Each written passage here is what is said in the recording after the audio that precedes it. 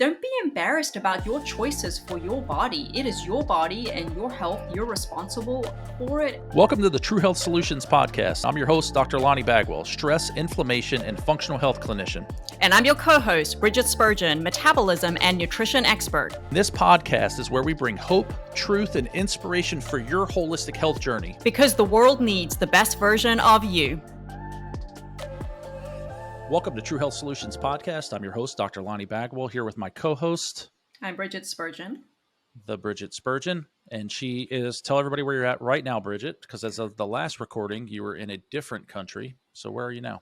Yes, I am currently in a little village called Donabate in Ireland. Ireland. So halfway around the world, we catch up with Brigitte. We took a break from recording for some time for travel. And now that became the theme of what we wanted to talk about today on the show. This time of the year, people are traveling a lot more. So we got post-COVID crazy travel that got reignited. We have end of the school year travel. We have summertime travel. You're obviously doing a different kind of a travel. But even for me, I've been doing tons of different trips, whether it was this past 4th of July weekend to New York, whether it was a trip out west. And we even have future trips planned already, for the rest of the year. So the theme of today's show, the topic that we're going to cover is what are the things that we do? And this is going to be more conversational today, but we're going to talk about what are all the things that we do to have the healthiest travel experience, especially when it comes to food. We were talking a lot about food and nutrition because that tends to be the thing that just goes out the window for most people, and definitely the number one challenge that we hear patients talk about. In fact, people are willing to put like recovery from serious illness on hold because they have a vacation coming up, right? Like we have that conversation. So like, well, I don't know if I should start until, 3 weeks from now, and then we have to have that coming to Jesus conversation and say, wait a minute, like we have to go back through what we just, like clinically, that would not be a great idea. Right. But for everybody that's listening, we're going to walk through just our strongest mindsets and most common tips, tricks, and strategies to have the healthiest travel experience when it comes to nutrition, especially. And so I'm going to let you kick that off a little bit more, Brigitte, because you're literally in transition right now. So you're actually walking it out as we speak. But share with our listeners maybe your most recent experience, with transitioning from Mexico to Ireland, and maybe some of the strategies that you implemented, even in the last week. Sure. It literally is polar opposite. Wow. Coming from Mexico, the food is completely different. Just even the quality of food. So I'm actually really excited about my food environment here in Ireland. Everything's local here. So local meats, local dairy, produce. In fact, where we're staying, I have my own vegetable garden and herb garden. So I actually have it pretty easy. But I was just sharing with Dr. Bagwell that I even had some, some transitional microbiome flare-ups. So, and I think it was just because it was different and very maybe like biotically rich. And so I was just enjoying some of the local dairy and the meats and the cheeses and probably even like strawberries and homemade kombucha and things like that. So I had a little bit of stomach upset. I think my body was just adapting to that. Interestingly, when we went to Mexico, I don't think I had too much of that adaptation. My husband had a little bit of the Montezuma's revenge, but I seem to fare pretty well over there. So, but I'm doing great now. And for me with travel, I'm just so accustomed to having to adapt quickly and having to be intentional with finding grocery stores, finding the places where I can get organic foods, where I can get good meats. That's very important to Sandy and I, is just finding high quality fish and meats and vegetables. Those are going to be the basis of our meals. And then also was even just finding like organic coffee, and I haven't been able to find good coffee in Ireland, so I'm just not going to do coffee for 2 months. I'm just taking a break from coffee, enjoying some Irish tea, and I'm pretty excited about that. I'm just embracing shifting it. some words that come to mind as you're speaking there is like adaptability becomes a critical ingredient, part of the mindset. Like, and you get adaptable in your mind before you get adaptable in your actions, you know? So just being prepared to be, you know, adaptable. That was one word that just popped into my mind. And the other word that I just can't shake just in our pre-recording, and then now you're talking again, is just simplification. Most of the time, travel is all about enjoyment and getting away from the day to day. And so, but when people go off the rails with it and they'll say, so I'm going to be gone for a week and I'm just not going to cook at all. We're going to eat out every single meal for 7 days, you know, right? And I mean, that's very common that people would do that. And of course, just there's we can do 10 podcasts on why that's not a great idea. And so, or super expensive. And, you know, I think, but the word simplify comes to mind. If we can have a simplified approach and we're adaptable, they seem to be two key ingredients for success with this, right? And you're not sacrificing your trip. And again, where you're traveling right now is, it kind of demands adaptability and simplification, but we can take that and apply it to our week-long beach trip as well, right? And so if we can keep it simple, then we will desire to prepare the food because it's easy. And then we feel Yep. good, right? And it feels like it's, you know, it's enriching our vacation to eat clean like that. And then we want to continue to do it, right? Instead of just throwing it all out of the window. So anyway, that just popped into my head you know, as you were speaking. And it kind of went into right to, I guess, kind of, again, the adaptability thing. It really goes back to one of the things that was my first thing that I wrote down here, which was always starting with mindset. And I want you to comment on that too. But I wrote down know your season, which I think is something that you had mentioned too, actually. But it's you got to know where you're at before you go, right? And I kind of broke it into two. I just made this up, so you know this isn't something that we've taught before. But I broke it into two categories. I just said there's like a season where you're in active physical recovery, and there's not as much leeway, right? And so this is where you might go into your trip and say, and I have examples of each of these for myself, but where you go into the trip and you're just going to say, you know, this is the nothing tastes as good as healthy feels mindset.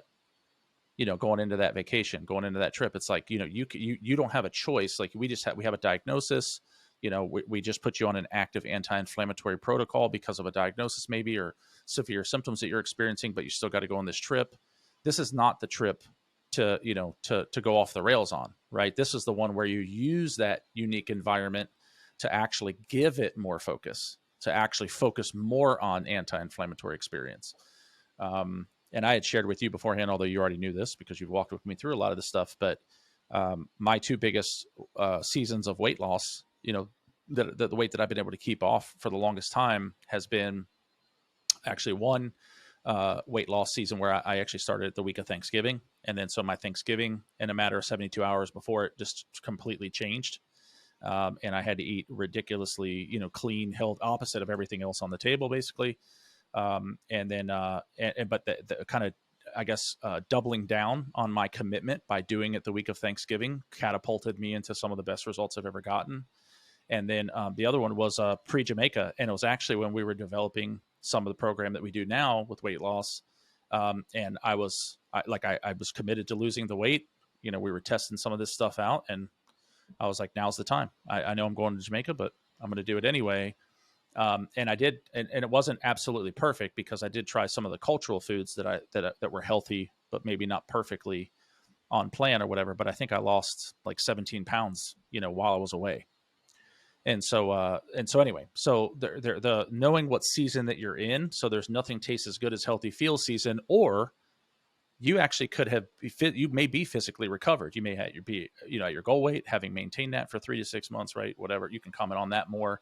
But for me, you know, it's like, you know, you've come off of multiple medications, you know, now by immersing yourself in the culture, there is a healing that happens, right? We can measure healthy hormones going up. We can measure, you know, neurotransmitters that are improved as far as their balance is concerned by immersing yourself in the culture and having that almost like a hyper self-care experience, you know, by really letting go and, you know, and just really experiencing the joy, all that trip has to do with your family or whatever. And so that might be the cultural immersion, like healing experience mentally and emotionally.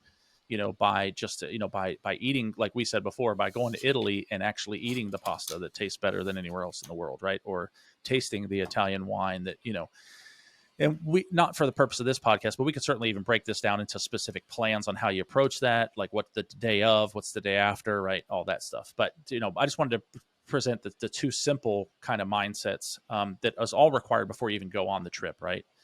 And so share with us a little bit more about your perspective on the mindset side of things when it comes to healthy travel.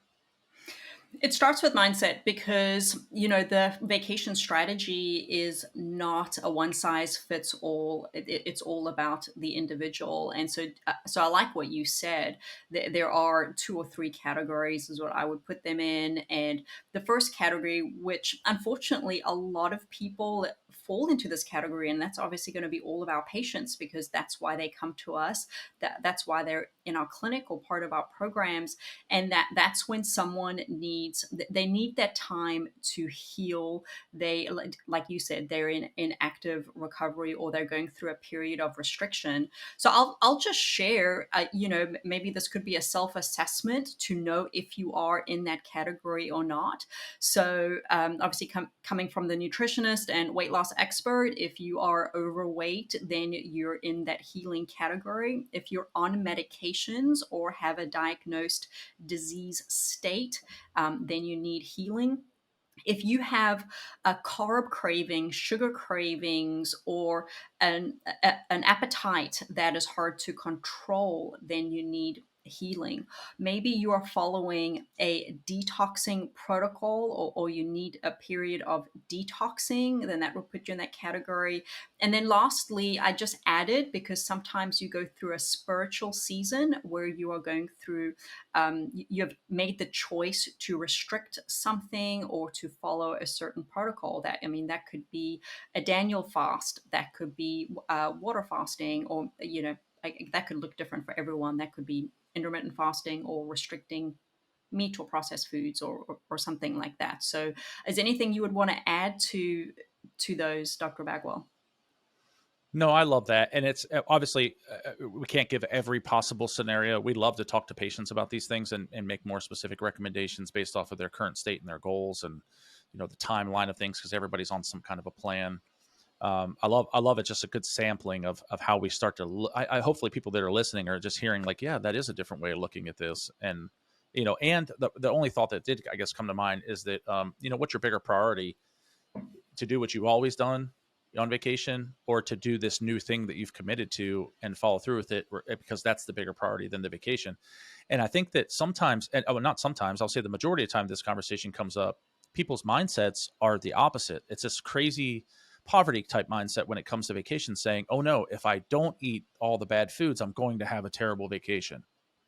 And I'm exaggerating a little bit, but that's really the spirit of it, right? It's like, well, I can't change. I can't even consider eating differently on vacation, because then my vacation is just going to be terrible. And that's just couldn't be further from the truth, right? Like, some of my best vacations are the healthiest ones, like the ones where, like, I come home and I feel great and I'm lean and I stayed healthy on the vacation, or maybe I've even recovered well. Like maybe I was injured before I went on vacation and it was a recovery season, but I didn't miss time with my family. That didn't change. Exactly. Time on the beach didn't change, right? All the activities at the ocean didn't change, or the mountains or whatever. We hiked the same trails. We had the same amazing conversations around the campfire, right? All the things that make the vacation are still completely intact. And I get the culture of food. We can, all day long, I could talk about the culture of food, right? But we give it so much value that it doesn't deserve, It right? asserts peer pressure on us. And the same Yeah, thing with holidays. It's like, there's this mindset that the 4th of July is not the 4th of July without a hot dog, right. or that Thanksgiving is not gratitude with your family if you don't have pumpkin pie, or Christmas Mm-hmm. or December has to come with sugar cookies. We Yeah. have these self-imposed beliefs that we attach this type of joy or the celebration to the food of the season versus the meaning of the season. And it's so liberating. There's such freedom in not being attached to those things and attaching to our family, to the experience, to the memories, to the reason for the season.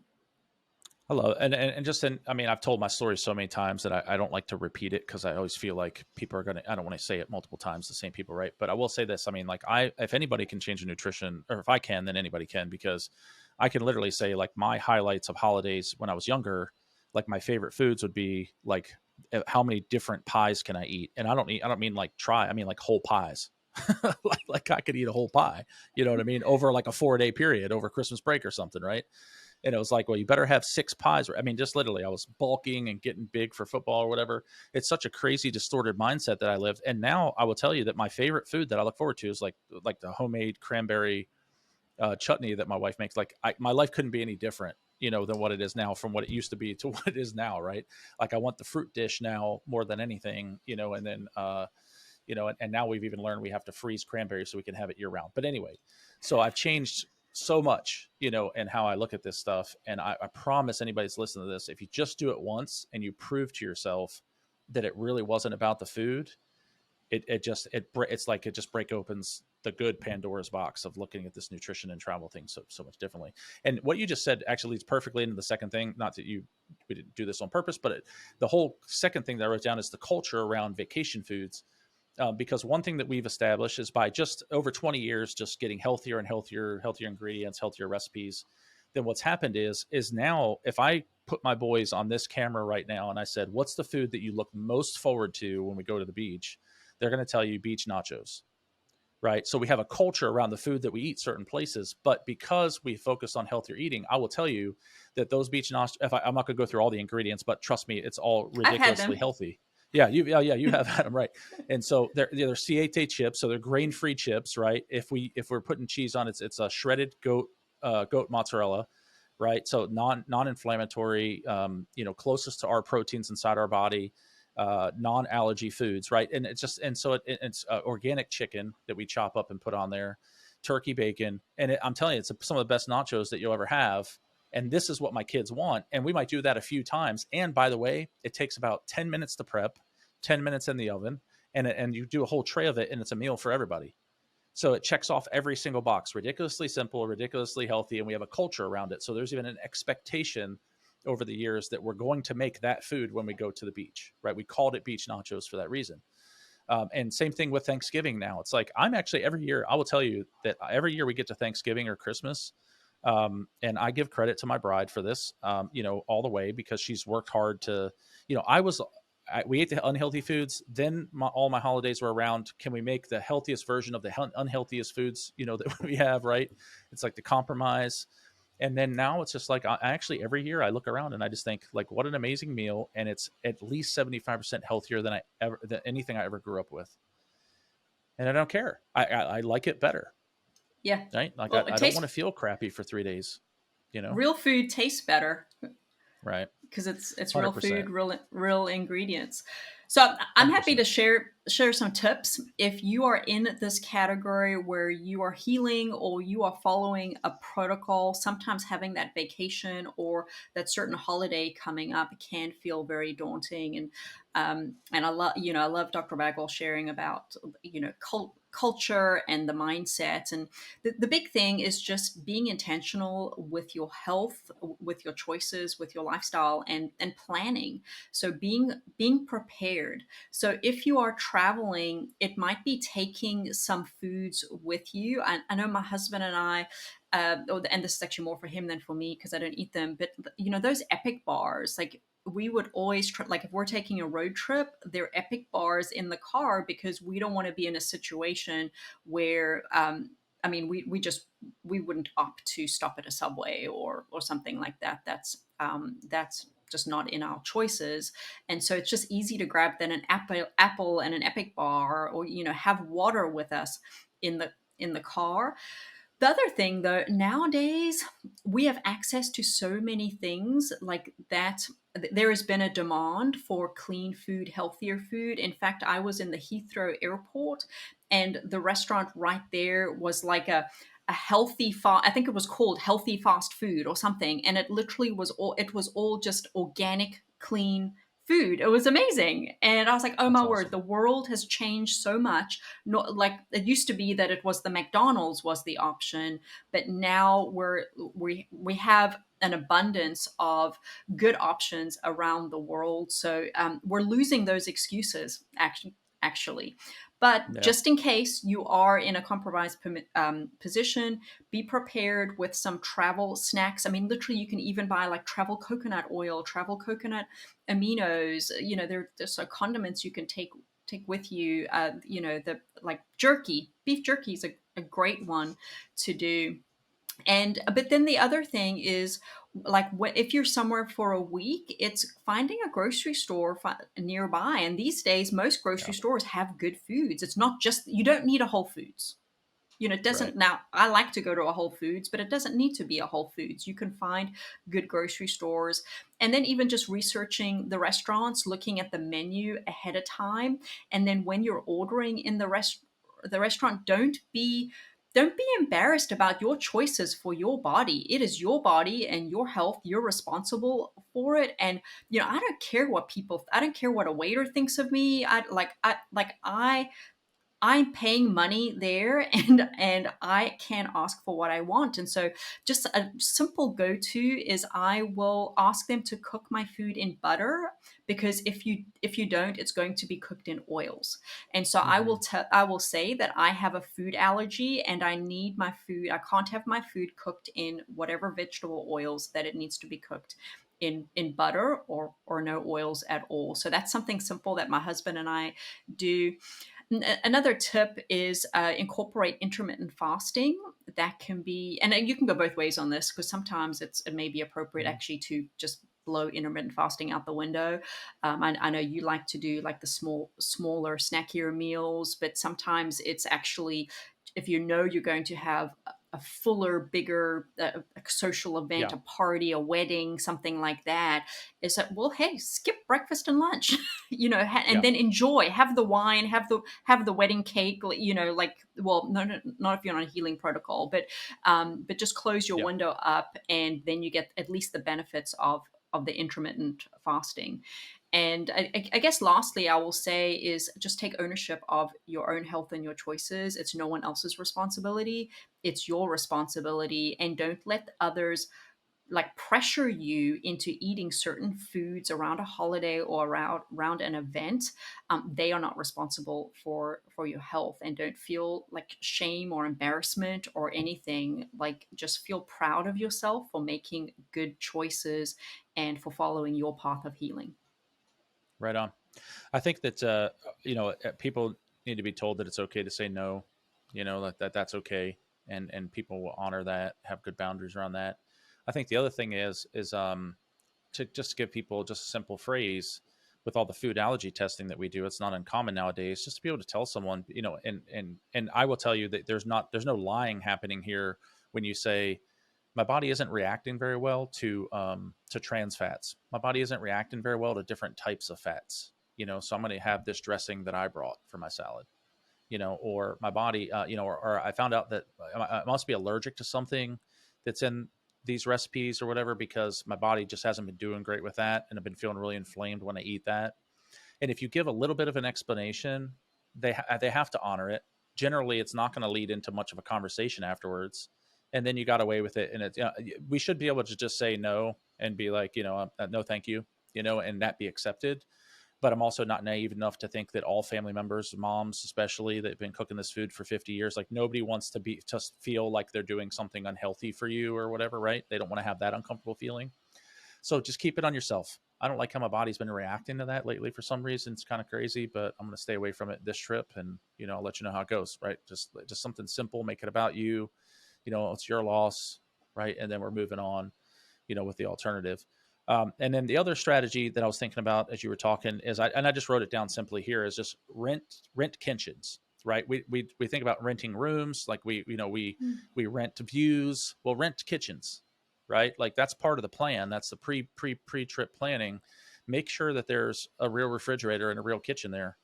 And we've actually found that a lot of times it's less expensive, like to get those kind of, I mean, well, one, it's definitely less expensive when you can cook your foods, but also we have found many condos. that are right on the beach or close to the beach and stuff like that, and certainly obviously cabins in the mountains that are really great views and stuff like that, that are just the same price as if you didn't have them, yet you will save hundreds of dollars, on eating out, right?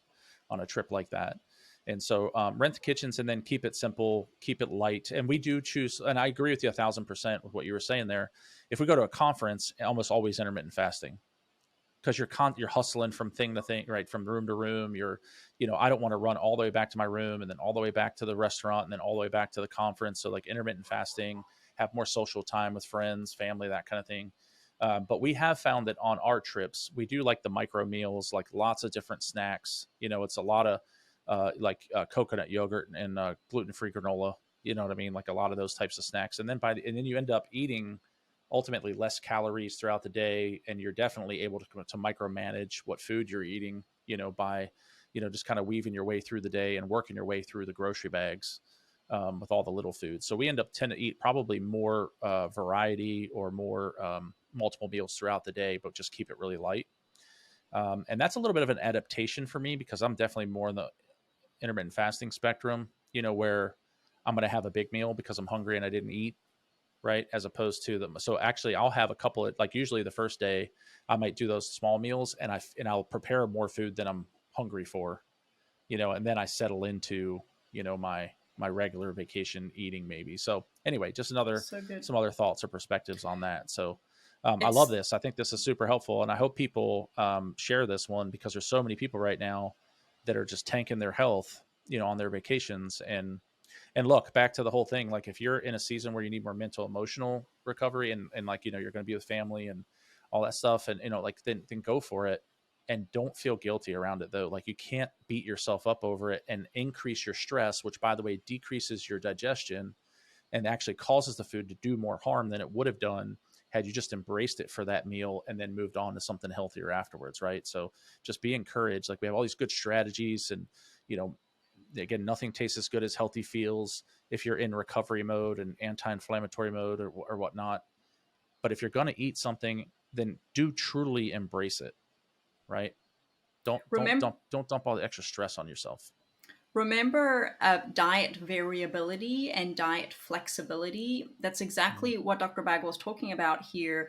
Like if he says, I normally fall into, a 6 hour intermittent fasting window, but on vacation, I extend that into micro meals. That is so healthy for him because he is switching it up. I've even switched it up where I switched to having breakfast and having breakfast as my main meal, where in my regular life, I don't eat until 1 or 2 o'clock, or sometimes later in the afternoon. And I've done that actually for time zone purposes. And sometimes you're in scenarios where maybe you get like this beautiful breakfast with your hotel, or with your accommodations, and so I want to take advantage of the brunch. But then I'll skip. I remember doing that in Ghana actually. Like I'd made sure I had good food for breakfast, but I wasn't crazy about the access I had to food there. So I actually wouldn't eat the rest of the day. I just did like one meal a day, and it was my breakfast meal, and it felt yeah. amazing. Oh, because I was speaking on stage at night, so I couldn't Right. eat like before or at night. So Yeah. it actually worked really well. So remember the flexibility, and then that actually can be a great thing to switch it up, because I feel like, especially my really compliant and rule following patients, they want to stay in a box or stay between certain lines. But the benefit of vacation is actually switching it up. I love it. I love it. So adaptability, flexibility, keep it light, keep it simple, right? These are all and to have a vision for what that trip's going to look like, and for when you come back for recovery from the trip, right? And I said before, people perish for lack of knowledge, or, that says that they cast off restraints for not being prepared, right? For lack of having a vision for, what this trip's going to look like. And so we want people to have a vision for what this whole the 30 days around it looks like, and you can have that excellent preparation prior to, recovery afterwards, execution of the travel itself, and of course, and again, and some people, I just, overwhelm is the word that comes to mind over and over again. Remember, just keep it simple, keep it light, embrace the journey. It's going to be okay. And once you kind of break the seal, if you will, on, on doing this certain ways, now you really are developing your Batman utility belt, right? That diet, adaptability, flexibility, where really you can start to tackle all different types of travel scenarios.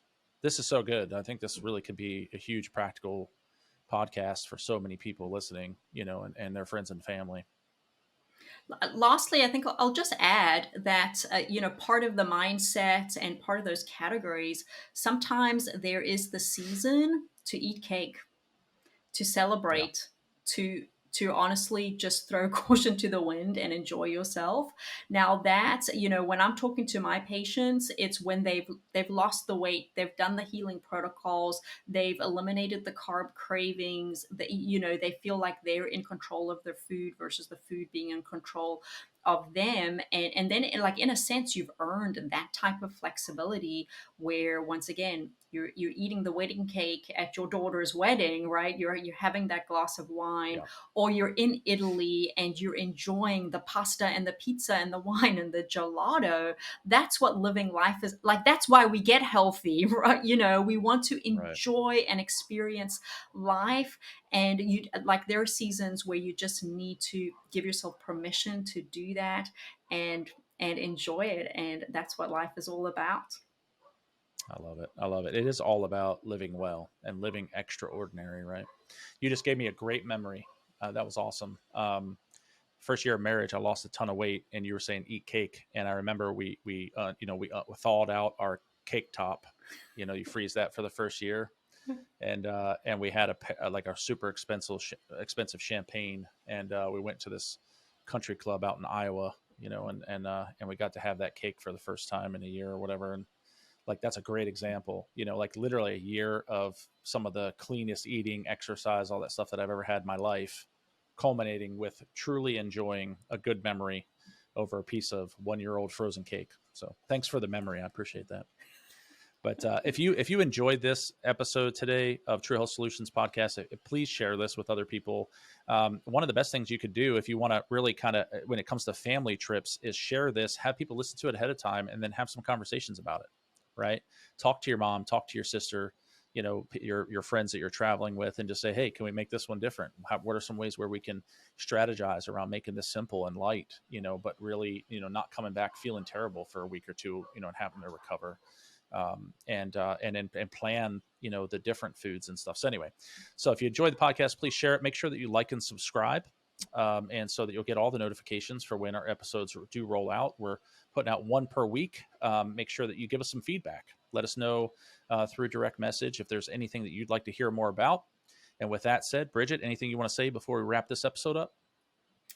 Part of the preparation is preparing your strategy when you return from vacation or after the holiday. So make sure that you remember that, be intentional, and enjoy your vacations and your trips and your special events. Amen. Awesome. All right. We love you guys, and we'll see you next time. Thanks for joining us today on True Health Solutions podcast. Make sure that you click to subscribe. Also, go to our website, www.truehealthcharlotte.com, where you can download any resources related to today's show or any future shows. And lastly, if you search for True Health Center Group on Facebook, you'll be able to join our free health community. We look forward to seeing you there.